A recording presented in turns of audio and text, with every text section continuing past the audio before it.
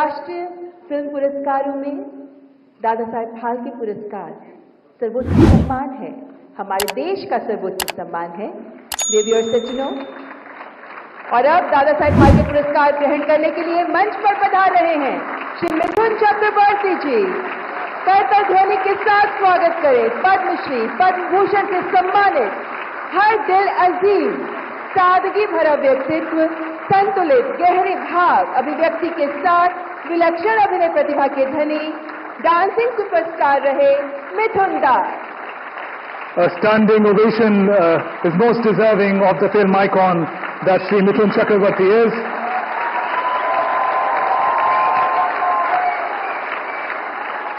Being awarded for his never-say-die spirit, his superlative acting prowess, 5 decades of excellence in variety of genres and languages, realizing most importantly the dream of the common man rising above ordinary to reach unfathomable heights of stardom. Mithun Chakravarti, ladies and gentlemen.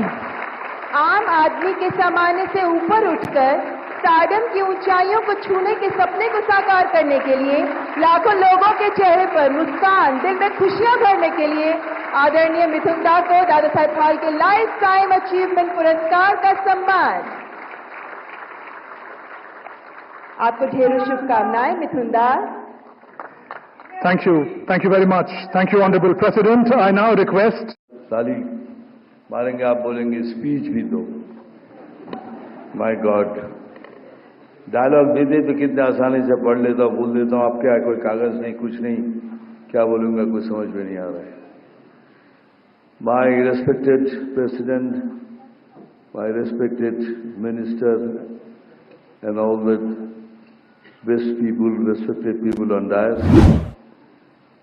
respected people in the audience and my colleagues, बस इतना ही कहूँगा कि इस मंच पर मैं पहले 3 बार आ चुका हूँ आप लोगों की दुआ से।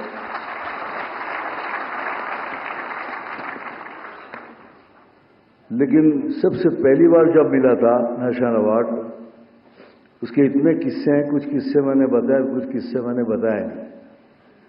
तो मैंने सोचा ये this will be the first time I will tell you that after getting the first national award what happened to मी।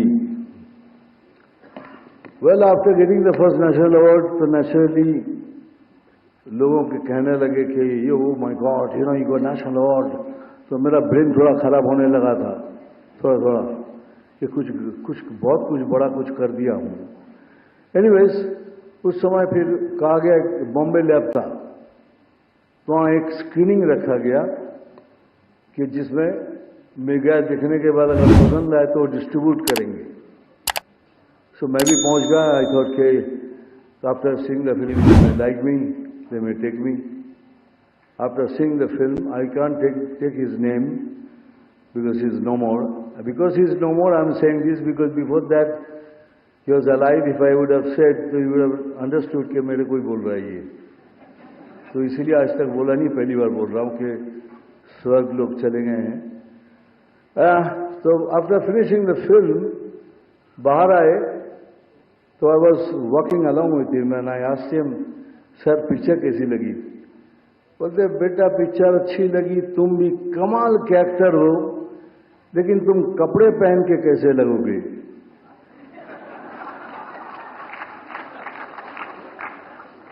मैं 1 मिनट के लिए चौंक गया कि मैं उनके सामने बगैर कपड़े के खड़ा हूं। क्यों सवाल किया? बाद में याद आया, मैंने जो रोल किया था वो एक आदिवासी का था जिसमें ऊपर मेरे कपड़े ही नहीं थे। तो इसीलिए सोच रहे थे कपड़े पहनने के बाद ये कैसा लगेगा, तभी इसको फिल्म में लूंगा।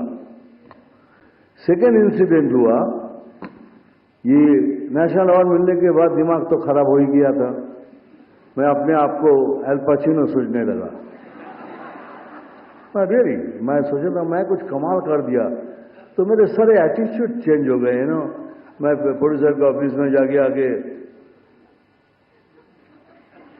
ऐसे बैठता था, कभी कभी यूं करता था कि प्रोड्यूसर मुझे दिखता था क्यों कर रहा है ये सब, और उसको नहीं मालूम था कि मैं एल पचिनो की तरह एक्टिंग कर रहा हूं। तो फिर थोड़ी देर के बाद मैं पूछता था कि एक काम करना, वो फिल्म की स्टोरी मेरे घर में भेज देना। फिर एक तीसरा प्रोड्यूसर को लगा ये कुछ जबरदस्त, मारा एक लात से, बोलने निकल यहाँ से। उस दिन से मेरा एल पाचिनो से गाल पाचिनो हो गया। मैं समझ गया कि मुझसे गलती हो गई, अब मेरे को कोई काम वाम नहीं देगा, क्योंकि द बिगेस्ट प्रॉब्लम मेरे साथ जो था, एक्टर तो सबने मान लिया था बिकॉज ऑफ माई कॉम्प्लेक्शन, क्योंकि लोग बोलता था अगर ये फिल्म इंडस्ट्री में ये काला रंग नहीं चलेगा तो तुम क्या कर रहे हो इधर, तुम वापस जाओ। तो मैं रास्ते में जाता था, ये कालिया, जितने जितने हो सके आप यू कैन अंडरस्टैंड, अपमान जितना हो सके। तो मैं सोचने लगा मैं करूं क्या। मैं भगवान से पूछता था कि भगवान कि मेरा ये रंग तू चेंज नहीं कर सकता, लेकिन नहीं चेंज कर सकता था भगवान। तो मैं सोचने लगा करूं क्या। तो मैंने सोचा तो मैं तो डांस कर सकता हूं,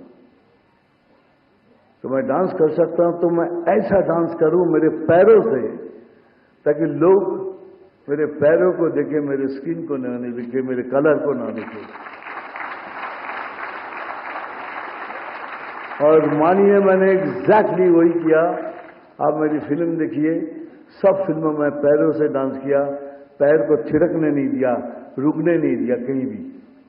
और लोग मेरे रंग को भूल गए और मैं बन गया सेक्सी डस्की बंगाली बाबू।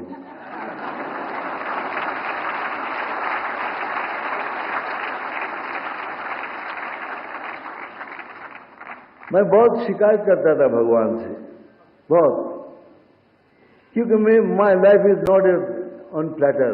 जो कुछ भी मुझे मिला है स्ट्रगल करके मिला है। I didn't get it just like that. तो मैं भगवान से कहता था तूने नाम दिया, शोहरत दी, फिर इतनी तकलीफ क्यों दे रहा है, हर चीज में क्यों तकलीफ दी। बहुत शिकायत करता था।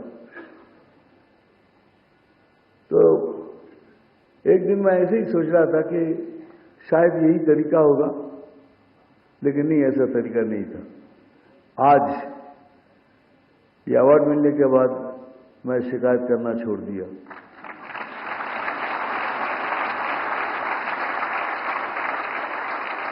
मैंने कहा thank you Bholenath, thank you बूढ़ो शिव, थैंक यू दानी बाबा, थैंक यू भद्रो लोग। कलकत्ता में नीमतला से एक पुराना सा मंदिर है, जहाँ एक 10 फीट ऊंचा एक शिवलिंग है, जहाँ सीढ़ियों से चढ़ के जाके पानी देना पड़ता है। मैं कितने साल मुझे याद नहीं, मैं उनकी सेवा किया। तो उनको मैंने कहा थैंक यू, अब मैं शिकायत नहीं करूंगा, क्योंकि आपने मुझे सूद के साथ सब कुछ वापस कर दिया है।